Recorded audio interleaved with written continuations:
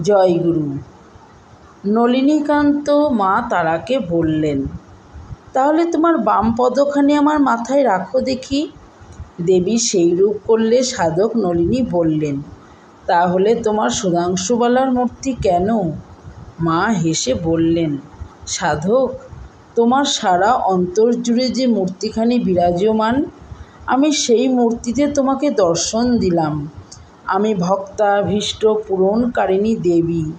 এবার তোমার তত্ত্বময়ী মূর্তিখানি আমাকে দেখাও। আমার এই রূপ তুমি সহ্য করতে পারবে না।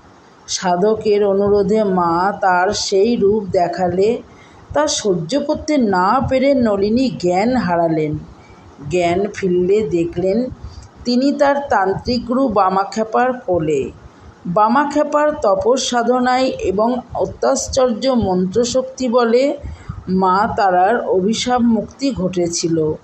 বামাখ্যাপা মায়ের সন্তান, তারই এক পাগল ছেলে।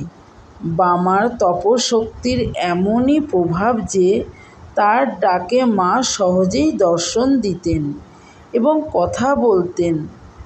তারাপুর গ্রামবাসীগণের নিত্য পূজিতা হলেন মা তারা, সদা জাগ্রতা মা তারা দেবী। জয়গুরু।